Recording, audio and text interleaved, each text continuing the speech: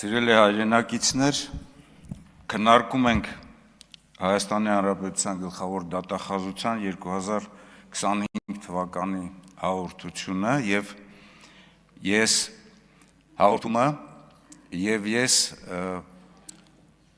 շարունակելու եմ իմ խոսքի մեջ ներառել 44 օրյա պատերազմի հանգամանքների հետ կապված իրադրությունը։ Ինչու, որովհետև Հայաստանի Հանրապետությունում իշխանությունների ձեռամբ այսօր փորձում են պատերազմի հիմնական պատասխանատվությունը միայն գցել բանակի վրա, այնինչ այդ պատասխանատվությունը կրում են իշխանության բոլոր թևերը, եւ ես գտնում եմ, որ դա ճիշտ չէ, որովհետև պատերազմի ընթացքում պատերազմել է ամբողջ ժողովուրդը, պատերազմել է պետությունը եւ նորից ուզում եմ կրկնել մեր գործընկերների համար, որոնք երեք եւ այսօր խոսում էին բանակի վերաբերյալ, բանակը հատկապես Արցախի պաշտպանության բանակի իր առջև դրված խնդիրը գոնե 1 ամիս անընդմեջ հերոսաբար կատարել է եւ հիմնական խնդիրը, հիմնական խնդիրը այն է եղել, որ ռազմաքաղաքական որոշումները չեն կարողացել ճիշտ ընթացք ստանալ եւ փակել այն ճեղքման ճանապարհը, որով հակառակորդը կարողացել է առաջխաղացում ունենալ։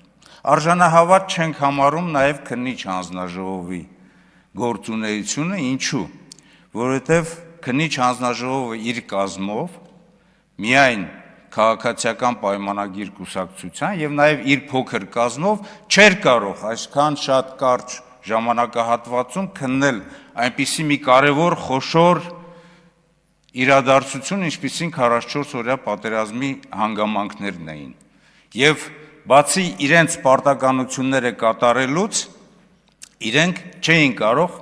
ճիշտ գնահատական տալ մեր իշխանության բոլոր թևերին, որովհետեւ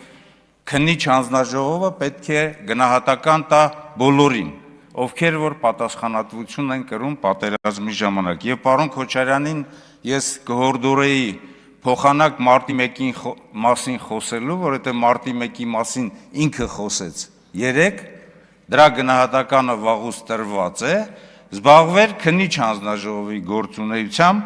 որովհետև մենք առաջարկություն էինք արել։ Մեր առաջարկությունը հետևյալն էր, որ ազգային ժողովից դուրս համապատասխան օրենսդրական փոփոխությամբ ստեղծել համախոհությամբ հանձնաժողով, որտեղ հավասար չափով կազմը կլիներ, պարիտետային կազմ կլիներ եւ այսօր չէր լինի հետևյալը, որ դուք ձեր կուրծն եք ծեծում խուսափելով այս իրավիճակից, այս 7 տարիների ընթացքում պատասխանատվությունից, մենք մեր տեսակետն ենք արտահայտում, իսկ ժողովուրդը իրական պատասխանը չի ստանալու։ Հիմա դուք խոսում եք որդիների մասին, որդիները շատ ցածր մակարդակի գործունեություն են իրականացրել բանակում, բայց որդիների մասին պետք է խոսեն այն մարդիկ, որոնք որ պետք է մտածեն իրենց որդիները որտեղ են եղել, ինչ են արել, եւ չի կարելի մարտի դաշտում վիրավորված մարդկանց լինի, չգիտեմ, սպա, գինի գեներալ, ընդհանուր առմամբ նրանց դերակատարությունը նսեմացնել եւ ասել պատահական, այսպես պատահական վիրավորվածություն։ Եվ հենց իմ խնդիրը կայանում է նրանում, որ պատասխանատվության աստիճանը հավասարաչափ պետք է բաշխված լինի ռազմավարական, ռազմաքաղաքական մակարդակից մինչև մարտավարական մակարդակ, ովքեր որ գործել են բանակում եւ բանակից դուրս։ Այսօր մենք իհարկե մեր ցանկությունը հետեւյալն է, որպեսզի բոլոր հանցագործները իրենց պատասխանատվության աստիճանը ունենան։ Առաջին հերթին Ադրբեջանը պետք է իր պատասխանատվության համար միջազգային հարթակներում գրի այդ պատասխանատվությունը, այնինչ այսօր ինքը սանձարձակ կերպով կարողանում է եւ Արցախի տարածքում պատմամշակութային արժեքները ոչնչացնել, Արցախի ռազմաքաղաքական ղեկավարության նկատմամբ տարբեր հայտարարություններ անել եւ այն խոսքը, որ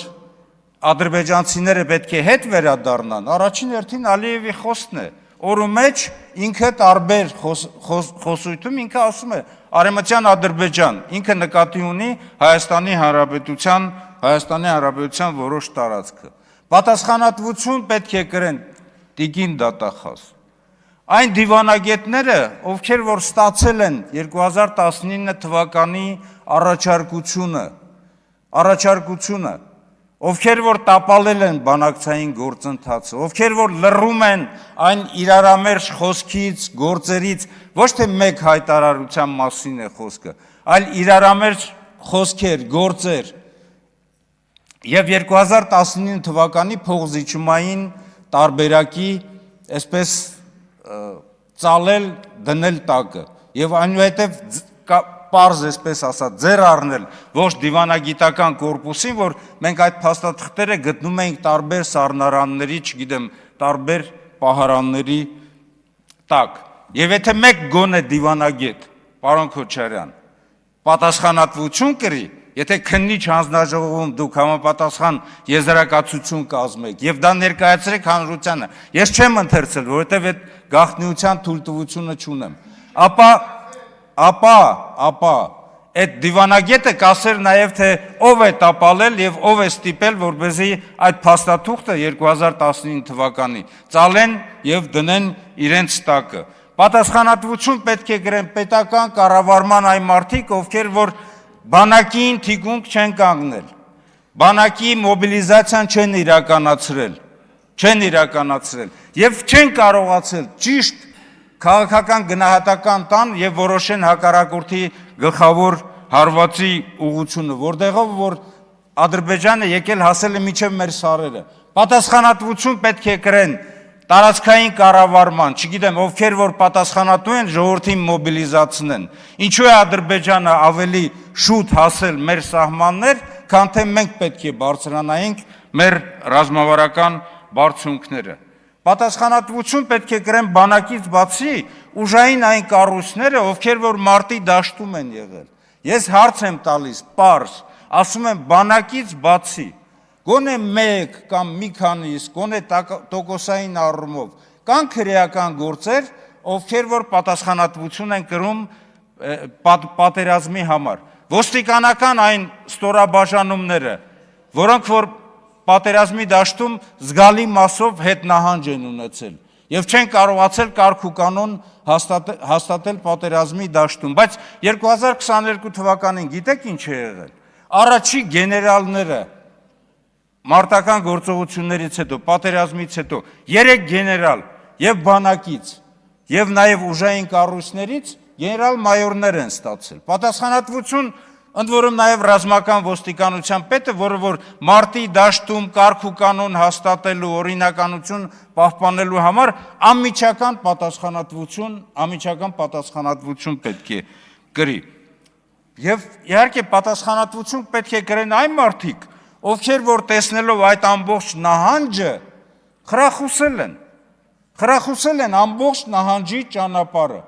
Դա երկրի այսօրվա ղեկավարին է վերաբերվում։ Այն ժամանակ եւ նախագահան եւ այսօրվա վարչապետը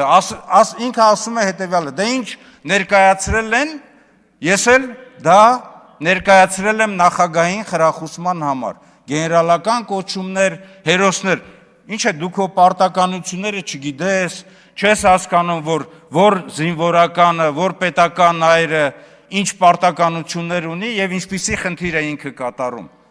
Եթե մարտի դաշտում ինչ-որ միտեղ հակագրոհ է կազմակերպվել, ապա թող այդ կապիտանը, սերժանտը, շարքային է հերոսի կոչում ստանա, ոչ թե այն անձնավորությունները, ովքեր այդ ամբողջ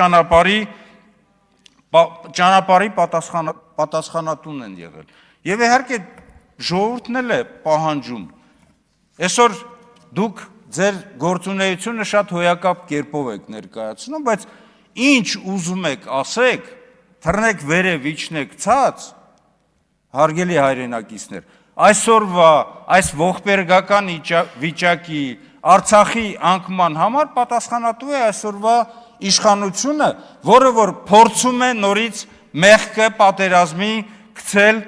բանակի վրա։ Հիմա տիկին դատախազ, այս ամենը դուք տեսնում եք, թե չեք տեսնում, իրավապահները տեսնում են, թե չեն տեսնում։ Նորից ես ասում եմ, ասեք գոնե մեկ քրեական գործ, որտեղ որ մնացածը պատասխանատվություն են կրում։ Չի կարա քննիչ հանձնաժողովը, որը որ նախագահ ունի եւ նախկին գումարման պատասխանատուներից մեկն է եղել, նույնանուն հանձնաժողովի օբյեկտիվ արժանահավատ գնահատական տա այս պետությանը, որի